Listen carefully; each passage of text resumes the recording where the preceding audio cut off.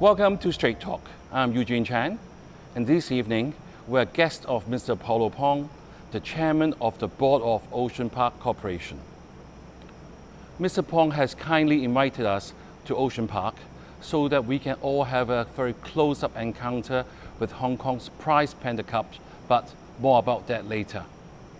Mr. Pong is a prominent figure in Hong Kong's business and cultural scene, and was awarded the Bronze Bohemian Star Medal from the Hong Kong SAR administration. And he has received several French knighthoods in recognition for his contributions to cultural and economic ties between France and Hong Kong. His business interests spanned from wine importing and the restaurant industry. He is also active in public service, including roles with the Ocean Park Conservation Foundation, the West Kowloon Cultural Park District Authority, and the M+ Museum. Welcome, Paulo. Hi, Eugene. Paulo, you were here some 3.5 years ago, and at that time you were the vice chairman. We were in the midst of the pandemic, and then you just opened up the water park, which is the only water theme park in Asia, and have transformed our new ocean park from a theme park to a tourist destination with conservation and education. So maybe you can tell our viewers, what have been the last few years' major developments for Ocean Park? It's been a few transformative years for Ocean Park in the past 2-3 years.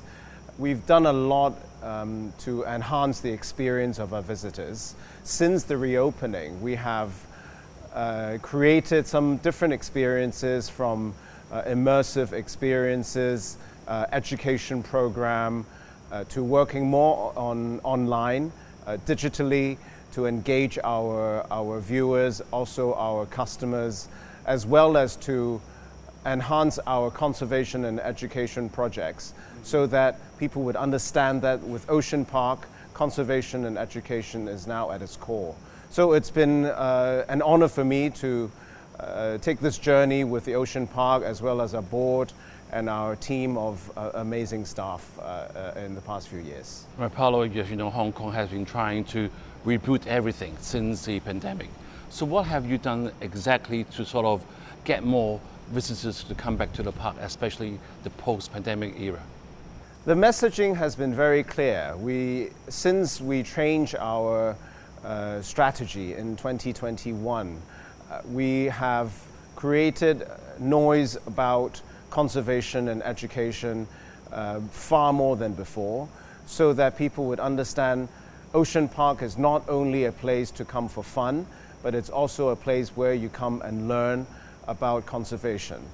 And with animal welfare at its heart, with the environment, with also biodiversity, everything that we tell people now has to do with conservation and education. And we hope to gain new visitors by telling them that we care about the environment, that we care about what Hong Kong is about, so that they would come and really see for themselves. Of course, we have great animal ambassadors, and that's been the core program for Ocean Park for the past 40-odd years. And marine animals, of course, is very important. But with the additional pandas that we have in the last year or so, that has also helped us gain new visitors. Right, Paulo, as I'm sure a lot of Hong Kong people will sort of remember, Ocean Park started more like an oceanarium in 1977, some 48 years ago. And then we had a very impressive range of sea animals, including the dolphins, sea lions, and penguins. But from last summer, as you just said, we had the Panda become a new attraction. And how do you see this as the way forward? I mean, how important is what we call either the Panda tourism or the Panda economy, the term that a lot of people use? So sea animals, of course, are very important because we're called Ocean Park after all. But with the giant pandas that we've had since 1999, they are some of our most important animal ambassadors as well. And last year, of course, we're fortunate enough to have, from 2 to 4 to 6 giant pandas and some of them are of course behind us today. And people have been talking a lot more about Ocean Park, and also we're gaining a lot of exposure online as well as on traditional media, and it's been very helpful for Ocean Park, for our business as well as our attendance. Just in 23-24 alone, we had a jump of 33% in terms of attendance, and also with the general income that has gone up by close to 40% as well. So it's been business has been good, and we're hoping that this will continue with the additional retail products that we sell, or with the IPs that we're working on now, and also working with different strategic partners so that we can bring more income to the park. It's very important because close to 30-40% of our expenditure is on conservation and education. So we need that income. And the good thing is the team is working very hard on it. And we now have close to 17 partners in terms of working with our IP, which is called Panda Friends. You might see it on some electric vehicles, you may see it on some jewelry goods, you may see it with fashion, with cookies. And so we hope that this Panda Friends IP will bring extra revenue to the park and also generate good income for the park. Right, Paulo, as a chairman, thank you for bringing us again really close up here at the Giant Panda Adventure. Maybe you can just explain or introduce them to the viewers. Who is who and what are they doing? So we have the two cups here. We have Jaja and Dada. And if you can see the back of, you can't really see now, but the one sitting down is Dada, is the little brother, right? Who we put some coloring on his back, so that it's easier for people to identify. Right. And then one on the tree is Jaja, is the elder sister, and she's great. She loves climbing trees. Right. She's very smart. And whereas little brother, Dada, he's also very cute, and he's more playful. For now, he is actually playing with bamboo leaves. He's attempting to eat bamboo leaves, but he's still on the milk from Ying Ying, who's the mother, who will be turning 20 years old this year. And so we're going to have great celebrations coming in August with all these pandas. Right, Chairman, as I understand, when they're first born, they're just like a palm size with over 100 odd grams, but they can grow up to over 100 kilograms. Yeah. So you've seen them grow, and is it a good thing for pandas to be under human care, or is it better for them to be out in the wild? Well, the park has great expertise. We have a team of vets and experts and caretakers who've been looking after the first generation of panda, An and Jaja, since 1999, and they really know how to take care of them. And in fact, we held the record of the longest living panda in the world before, and we still hold the longest living male panda record in history. So in addition, Ying Ying also holds another record because she is the oldest mother to give birth to firstborn cubs. Right. So the team does an amazing job, and we really are fortunate to have them looking after all these 6 pandas. Right. And we work very closely with the panda authorities in Sichuan as well. We have a lot of exchanges, and we also talk to other zoos around the world so that we can give our expertise and do exchanges with different experts around the world. Right, Paulo, I'm sure people want to know, you mentioned that the attendances have increased over like 30 or 40%. Where are they from? Are they from locally, internationally, or any sort of special demographics that you have found? So we still rely mainly on local customers, so Hong Kongers who buy annual pass and come and support the park, which we of course are very thankful. But with overseas visitors or mainland visitors, of course, we welcome them. And you know, it's a brand, it's a core brand of Hong Kong, and it's a very important tourist attraction for Hong Kong. So we receive a lot of mainland visitors, but in the last few years we have seen a big increase in customers from Southeast Asia, of course Thailand, Philippines, and as far as India as well. So you know, we're seeing a good influx of different clientele coming to the park, and we welcome them. All right, Chairman, let's take a short break now, but viewers, stay with us. We will be right back. Welcome back. We have been talking with Mr. Paulo Pong, the Chairman of the Board of Ocean Park Corporation, about Panda tourism in Hong Kong. So, Paulo, thank you very much again to bring us and let the viewers see the really cute pandas on the trees right now. You're welcome. Let's talk about business. We've been talking about nice things, and let's talk about business now. So I know that Ocean Park has been under some sort of financial challenges, just like many corporations in Hong Kong or even the rest of the world. And with the Panda coming through, it's kind of give you a new boost of energy. So what are your plans to sort of make sure this momentum can continue in 2025 and 26?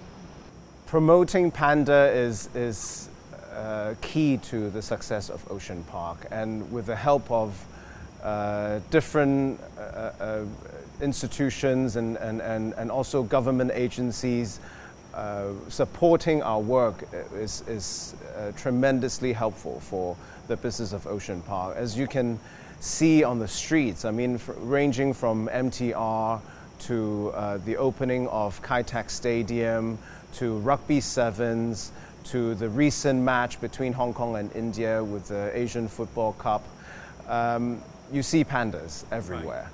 Right. And we want to use Panda to participate in all sorts of social activities in Hong Kong.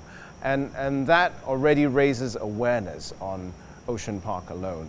So this has been very helpful in the past few months, and will continue to do these. As long as there are sporting events, tourist events, and business events. We even go into shopping malls to work with different business units to help create business for Ocean Park. So it's really important that we continue this Panda business, this right. Panda monia, as you said, so that we can generate more income for the park. Right, Chairman, I know you have also launched a treasure moment with the giant panda twins right here, exactly what the viewers are watching, but I can assure you, being here is completely different than yes. watching from television. Yes. And this is going to charging like $1,500 per person, yes. and I think it's very reasonable, but has that been doing well? So since the launch in February, this treasure moment with the giant pandas has been quite successful. We have over 3,000 visitors who came for the last few months, and they continue to be booked. There are corporates who like to book out the entire session for their clients as well. So we encouraged people right. to come, and as you have experienced today, it is very different. You get 30 minutes of exclusive time right. to come and see the giant pandas, to come and see Jia and Dada and Ying Ying, and you can be very close up with them for 30 minutes. So it's a very special moment. But in addition, we also have other activities involving the giant pandas, such as the Panda poo paper workshop. So right. yes. Can you repeat that again? Yes, it's called Panda poo paper workshop. Right. And there's a War Tao workshop, which makes buns for right. Pandas. And also there's the Panda Discovery, where you can go behind the scenes. That's very special, to actually interact with all the caretakers, learn about their work, change into their uniform, and come out and lay out the bamboo leaves for the giant pandas. So these are experiences that we've added in the last few months, so that people can get up close with pandas and get to know more about pandas. And it is very educational as well, because the caretakers explain a lot about the habitat, the lifestyle of these national treasures to the visitors. Right, and also about all the merchandise. I mean, I'm Thank you very much. We are wearing the Ocean Park merchandise today. Yes. Hopefully everybody will recognize the panda and the colors and the actual panda there. How has that been going on with sales to the local population? How popular is it? So in the last few months, we have added 5 times, 5-folds in terms of number of SKU. So we now have over 500, 600 different items that people can choose from. And they range from shirts, fashion, to plush toys, to keychains. But also, as I said earlier, we now do a lot of crossover with brands, well-known brands, Hong Kong brands, to create new items to sell to the public. And at the moment, we mostly sell in Hong Kong, but we're branching out to the mainland as well. Since we have this Panda IP, which is Panda Friends. So we're generating more income. The idea is really to have different and new and creative items so that people will keep on coming to buy the items. Because it's panda cuteness. It's very difficult to beat that. No, as I'm sure people who are watching the show now, if they want to be in touch with Ocean Park, I'm sure you're welcome there. How should they contact you guys? Well, we have an online shop. They're more than welcome to visit us there, oceanpark.com.hk. But of course, we want them to come into the park and experience the different features that we've prepared for them. Not only with the giant pandas, but as well as other animals. And of course, there's plenty of retail space that sells our product all the way to the airport. So you can find Ocean Park products in many different corners in Hong Kong. Right, as you said that you have been having new initiatives coming through, and as Hong Kong people, we're very lucky to see that. But some people will say, are we relying too much on the panda tourism because the sort of the novelty may sort of decreases over time? Have you got plans for that? Well, I think it's still, giant pandas is our core business for us, and it's the core of the conservation and education for the park. So there's no such thing as too much. Right. I think for the park it's very important to latch on that and actually continue this momentum of giant panda craze. But in addition to giant pandas, we have all sorts of different animals. We have a lot of marine animals. We have different land animals and birds and so forth. So people can come and really learn about the diversity of animals that we have. And we have a new exhibit with sloth as well. So I mean, there's plenty to see here at the park. So we encourage people to come and visit the panda families, as well as to see other animal features that we have. Right, Chairman, apart from Hong Kong, we have a lot of neighboring cities that are close to Hong Kong. They also have theme parks. They're sort of looking at conservation and education and all that. So how competitive is the Hong Kong's Ocean Park compared to, say, mainland or even in Southeast Asia? Our caretaker team is amazing. They really are experts in what they do. They get headhunted to go to other parks to work. So we have great people here, and I think that's our biggest asset. It's difficult to compare with just the ticket price or number of animals that you have. It's also about how well and how deep you can actually do in terms of the conservation and education work. We have done an amazing program with the schools. We have something called the School Alliance, where we work with over 500 schools. And the Seahorse Rangers, we have over 12,000 students who signed up, who become these ambassadors for us. And they go back to school and tell people about the different conservation and education program that we have. And this is something that goes beyond just generating income. We are really educating the next generation about the environment, about animal welfare, about the different diversity of biodiversity that we have in the world. So we are very competitive. We have to be approaching this financial sustainability, but at the same time, we also see ourselves as a very important non-profit organization with conservation and education at its core. Right, so do you have any sort of new attractions along the line? I read that there's something called the New Adventure Zone coming in. Indeed, so that will open in a few years' time. It's still in the planning and designing phase. So Adventure Zone will open up near the summit, where we'll be joining up with A.J. Hackett, who is the world famous founder of bungee jump. I mean, he actually created this sports.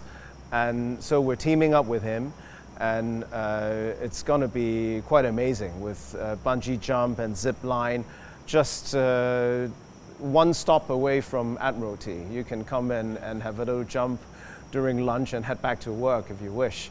So it's a brand new feature that we have, and we are all very excited about it. Right, so let me ask you another area apart from Panda, that people not forget you got other things in Ocean Park. So it's going to be summer, and how's the Water World preparing for it? So Water World reopened in May. We took a business decision to close it during winter so that we can save a bit of energy and costs, so that when the warmer season comes, which is now, we open up Water World. And it's been very successful as we're heading into the school holidays. So we had almost record-breaking attendance in the past weekend. We expect a lot of people for July 1st holiday as well. So it's going to be a very busy summer for Water World, and we hope everyone will come and enjoy. And what we've added this year also is a night activity where we have DJs, we have a silent disco as well. Silent disco? Yes. With the pandas? Not over here, but in Water World, until 10 p.m. on the weekends. So it will be